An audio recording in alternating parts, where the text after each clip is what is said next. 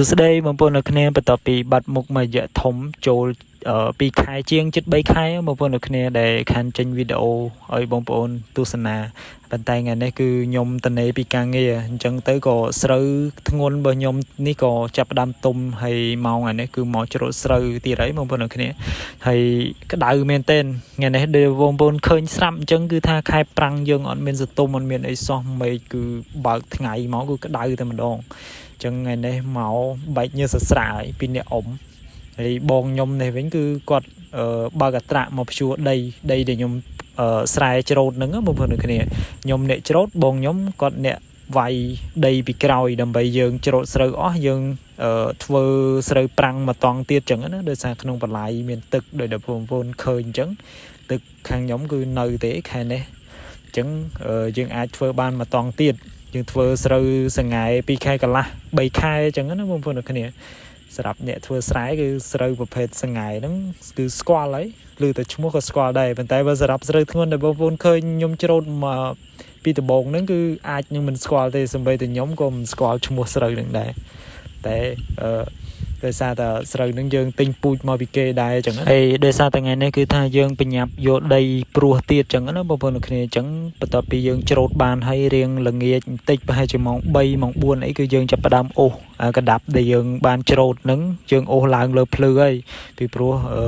យើងត្រូវឲ្យអត្រាក់ព្យួរវាយដីអញ្ចឹងណាដូចបងប្អូនឃើញអញ្ចឹងអាមួយជាហៀងខាងនេះគឺរួចហើយប៉ុន្តែអាមួយជាហៀងខាងស្រូវនេះគឺអត់តាន់បានវាយទេហើយយើង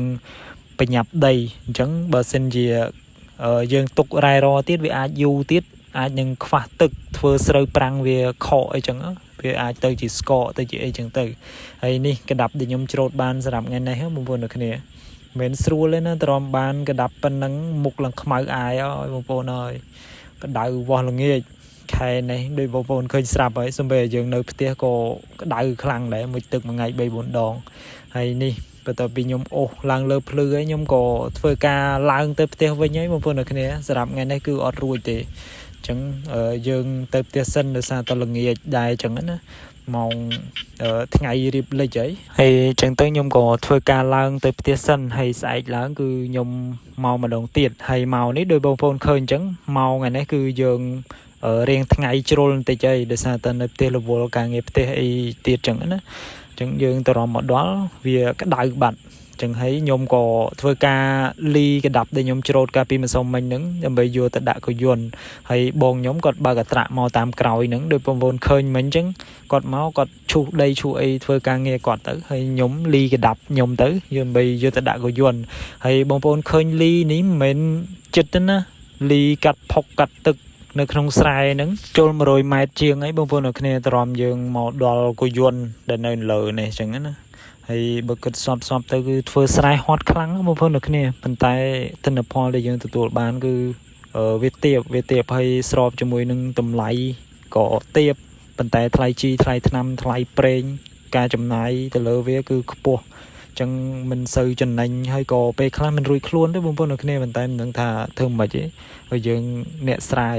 ហើយនេះបន្ទាប់ពីខ្ញុំលីមកដល់កយន្តហើយគឺខ្ញុំត្រូវធ្វើការលើកវាមកតង់ទៀតដើម្បីដាក់នៅលើកយន្តដោយបងប្អូនឃើញស្រាប់អញ្ចឹងយើងលីមកតង់ពីស្រែមកហើយយើងត្រូវមករៀបនៅលើកយន្តមកតង់ទៀតដើម្បីឲ្យវា